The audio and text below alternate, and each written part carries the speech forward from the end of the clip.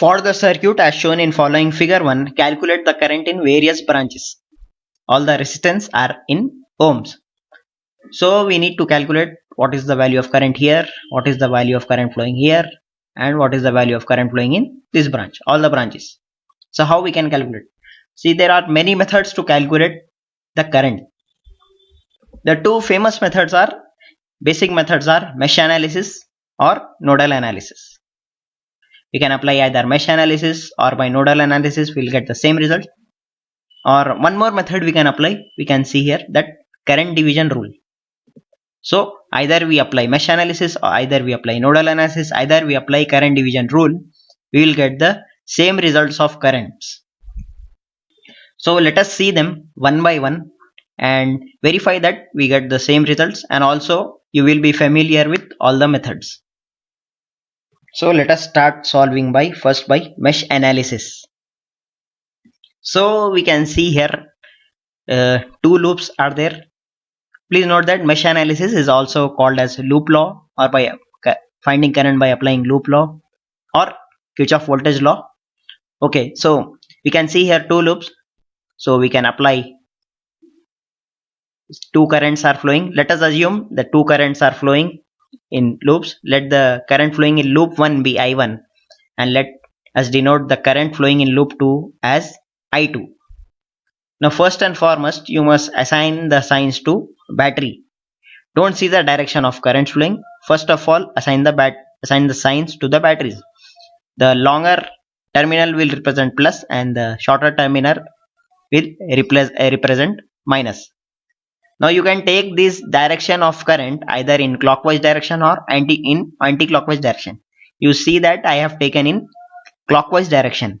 I have taken in clockwise direction because I will get positive results of currents if I take in clockwise direction, because current flows from higher terminal, higher potential to lower potential.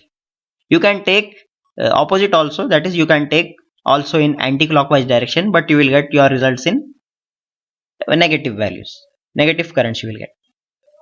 Now as I am going in clockwise direction, I will assign the signs to resistors.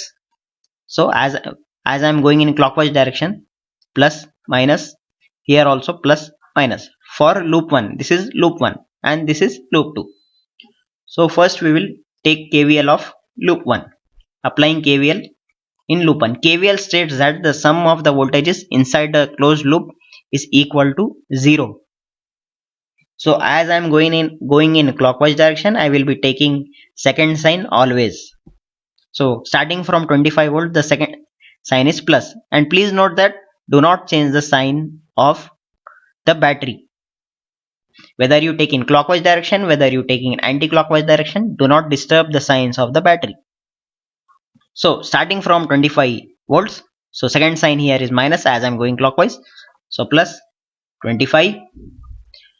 As I am coming here to 3 ohms, second sign is minus, and you can see that the current flowing is I1 and resistance value is 3. So V is equal to I into R. So I1 into 3. Coming to here, you can see the second sign on 4 ohms is minus, so minus, and I into R. But what is I? What is this current I? Because this branch is common to I1 as well as I2. So what is the current flowing here? So let us find out the current by applying KCL. I am zooming this area here. I am applying KCL to this node. I1 is coming from here and I2 is going out like this. And we have to current. What is this current? So let me represent this current by Ix, whatever is flowing through 4 ohms. So if we apply KCL, that is sum of currents going into the node is equal to sum of currents going out of the node. So I1 is equal to I2 plus Ix. So Ix will be I1 minus I2 amperes. So therefore I1 minus I2 amperes is flowing through 4 ohm resistor. So let us come back to our KVL. It is I into R we have to do. So I is I1 minus I2 into R. What is R? 4 ohms. Now this completes our loop 1, and we know that KVL says that sum of the voltages inside a closed loop is equal to 0. So is equal to 0. 0. Now let us solve it. So we are getting 7i1 minus 4i2 is equal to 25, and let this be equation number 1. Now let us solve KVL for equation number for loop 2.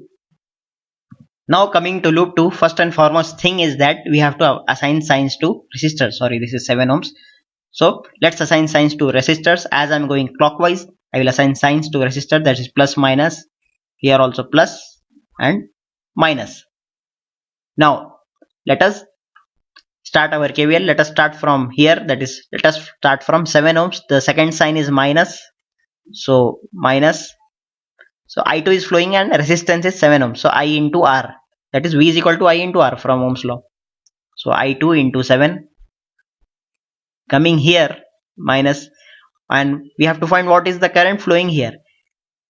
Just now we have found out what was we had applied KCL here and found out what was the current flowing here. Likewise, similarly you can apply KCL at this node and find out what is current flowing in upward direction.